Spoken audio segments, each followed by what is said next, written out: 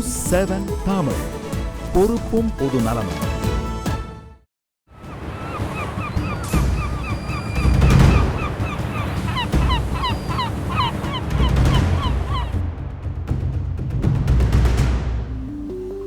தொடரும் வெளிச்சத்தில் உணவே அமிர்தம் பகுதிக்கு செல்லலாம். இப்போது மருந்துங்கிறது கசப்பான விஷயங்க. என்னதான் அது மேல இனிப்பு தடவி நம்ம கொடுத்தாலும் உள்ளுக்குள்ள கசக்க தான் செய்யும். ஆனா அமிர்தங்கிறது அப்படி கிடையாது. சுவைக்கிறது எல்லாமே அமிர்தம் தான். அதனால தான் உணவே மருந்துன்னு சொல்லாம உணவே அமிர்தம்னு சொல்றோம். இன்னைக்கு நம்ம நிகழ்ச்சி உணவே அமிர்தம்ல சித்த மருத்துவர் அருண் அவர்கள் பேச போறாரு. அதை தொடர்ந்து ஐஸ்வர்யா ராகவ் சமைக்க போறாங்க. அதை நம்ம இப்போ பார்க்கலாம்.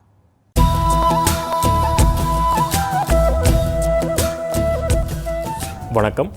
உணவே அமிர்தம் நிகழ்ச்சியில் கோவக்காயை பற்றி இன்றைக்கி பார்க்க போகிறோம்.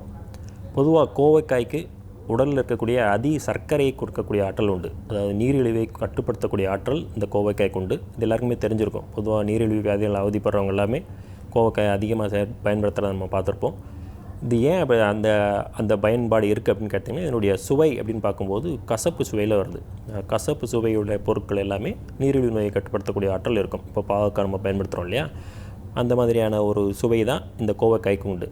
இது 2 வகையாக நம்ம சொல்லுவோம். இனிப்பு கோவை, கசப்பு கோவை அப்படின்னு 2 வகையான கோவை பயன்படுத்துவோம். இந்த கசப்பு கோவைக்கு நீரிழிவு நோயை கட்டுப்படுத்தக்கூடிய ஆற்றல் உண்டு.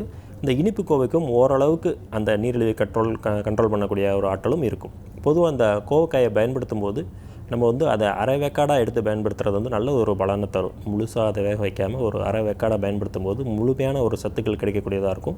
கோவைக்காயை நம்ம சாராகவும் எடுத்து பயன்படுத்தலாம். கோவைக்காய் சாறை எடுத்து காலையில் வெறும் வயிற்றில் குடிக்கும்போதும் இந்த நீரிழிவை கட்டுப்படுத்துறதுக்கு ஒரு முக்கியமான ஒரு பொருளாக இருக்கும்.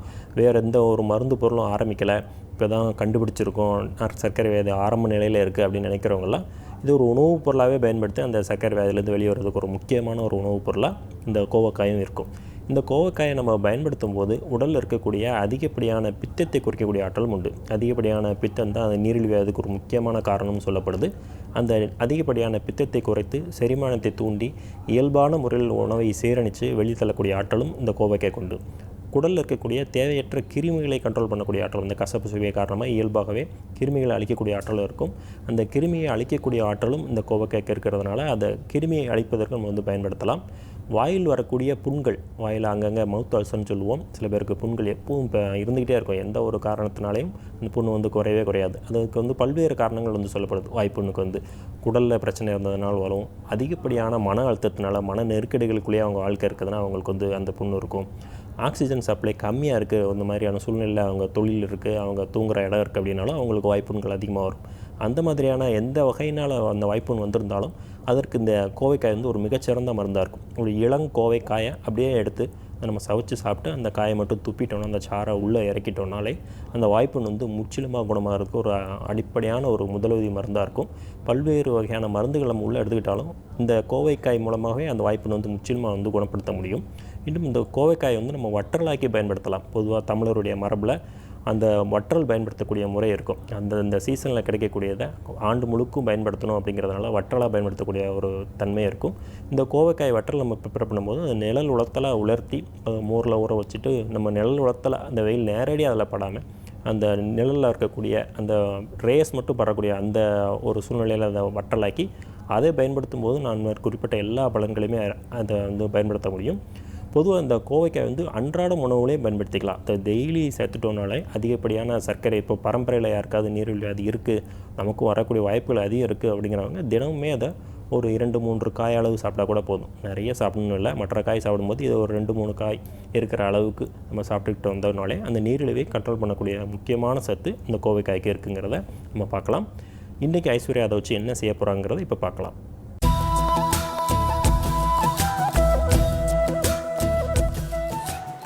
டாக்டர் அருண், கோவக்காயோட ஹெல்த் பெனிஃபிட்ஸ் எல்லாம் என்னென்னு சொன்னார். எப்படி டயபெட்டிக் பேஷண்ட்ஸ்க்கு கோவக்காய் ரொம்ப ஹெல்ப்ஃபுல்லாக இருக்குது, சுகர் லெவலை கண்ட்ரோலில் வச்சுருக்க உதவி பண்ணுதுன்னு சொன்னார். பொதுவாக கோவக்காய் அப்படின்னா எல்லாருக்குமே ஒரு பொதுவான ஒரு யோசனை என்ன அப்படின்னா, இந்த காய்கறி டேஸ்ட்டாகவே இருக்காது அப்படின்னு ஒதுக்கி வச்சுருப்பாங்க.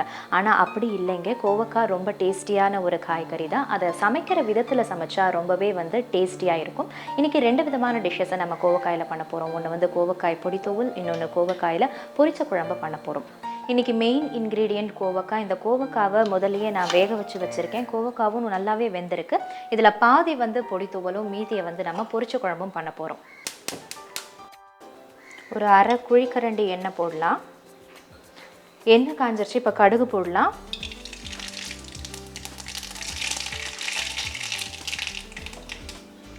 கொஞ்சம் கருவேப்பிலை,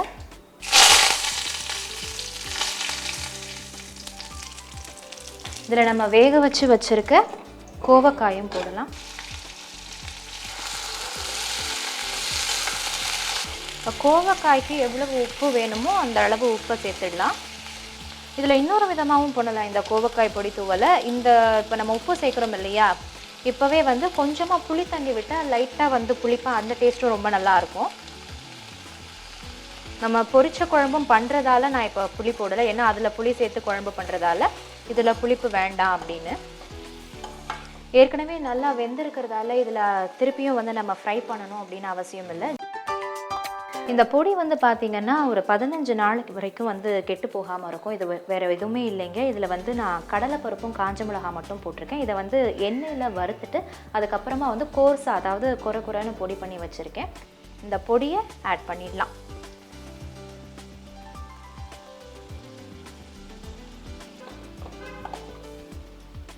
நான் சொன்ன மாதிரி இந்த பொடியை வந்து கொஞ்சம் நிறையவே அரைச்சி வச்சுக்கிட்டா அடிக்கடி நம்ம ஏதாவது பொரியல் பண்ணும்போது கூட லாஸ்ட்டில் கொஞ்சமாக தூவி இறக்கலாம். இது வந்து மெயினாக பொடி தூவலுங்கிறதால நிறைய பொடி போடுறோம். மற்றபடி ஜென்ரலாக எந்த பொரியல் பண்ணாலும் அதில் இறக்கிறதுக்கு முன்னாடி ஒரு 1/2 டீஸ்பூன்லேருந்து 1 டீஸ்பூன் வரைக்கும் போடலாம். டேஸ்ட் ரொம்ப நல்லாயிருக்கும். அதே மாதிரி கிறிஸ்பியாக ஏதாவது வரணும் அப்படின்னா அப்பவும் இது போடலாம்.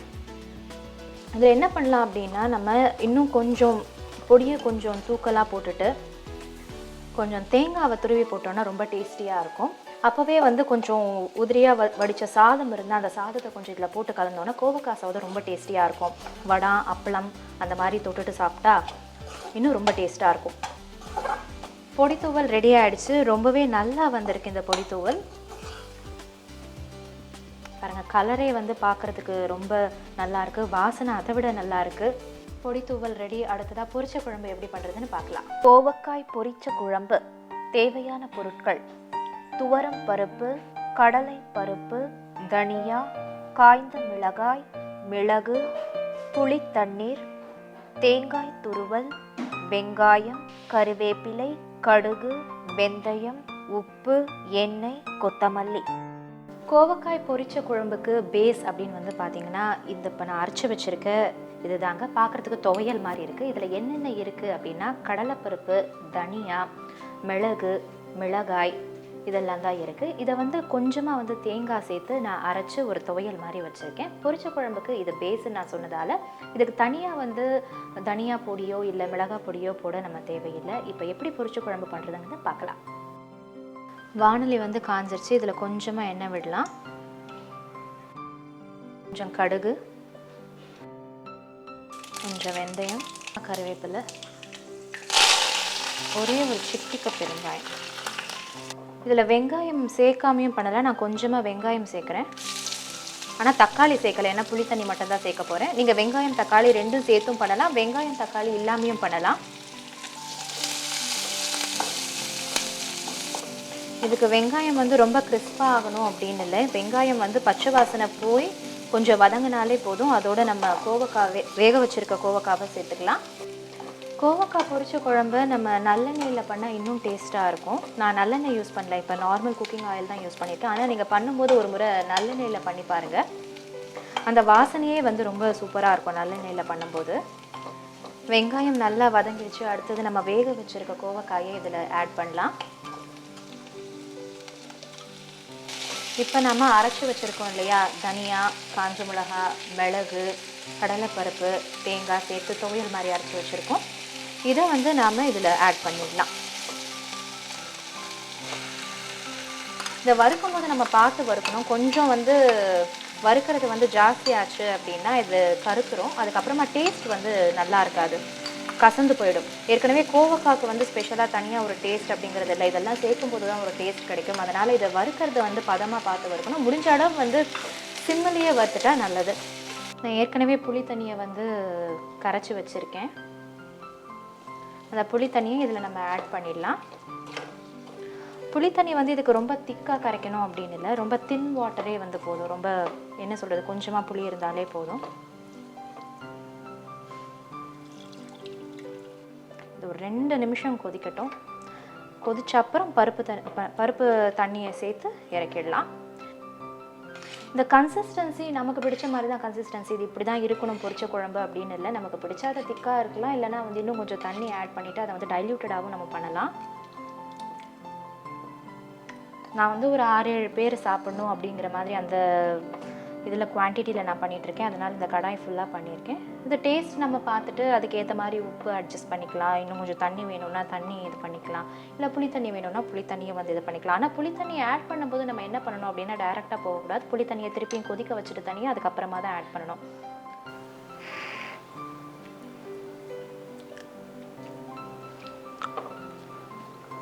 பொரிச்ச குழம்பு ரொம்ப சூப்பராக இருக்குது. இன்னும் கொஞ்சம் நேரம் வந்து கொதிச்சா ரொம்ப நல்லா இருக்கும். கொத்தமல்லியை போட்டுடலாம். ஆல்ரெடி வந்து ஆயிடுச்சு, ஆல்மோஸ்ட் வந்து ஆயிடுச்சு பொரிச்ச குழம்பு.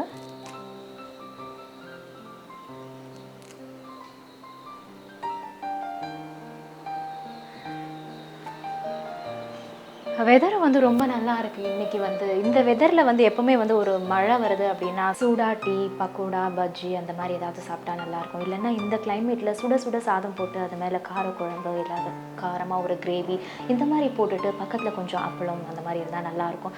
இன்றைக்கி வந்து ரொம்பவே ஸ்பெஷலான ஒரு டிஷ்ஷை நம்ம பண்ணியிருக்கோம். என்ன அப்படின்னா பொரிச்ச குழம்பு பண்ணியிருக்கோம் கோவக்காயில். இந்த பொரிச்ச குழம்பை சூடான சாதத்தில் போட்டு கொஞ்சமாக நெய் விட்டு பக்கத்தில் நம்ம பண்ண கோவக்காயோட பொடி தூவலையும் வச்சு சாப்பிட்டா இந்த கிளைமேட்டுக்கு ஜோராக இருக்குங்க.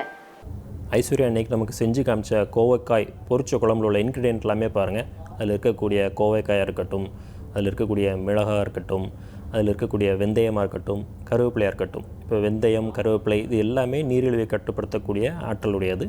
கோவைக்காய்க்கும் இந்த நீரிழிவை கட்டுப்படுத்தக்கூடிய சக்தி இருக்குது. இப்போ வெந்தயம் சாப்பிடுவாங்க, நீரிழிவு வியாதிக்காரங்க எல்லாமே வெந்தயம் சாப்பிடுவாங்க. ஏன்னா வெந்தயத்துக்குரிய சுவையும் கசப்பு தான்.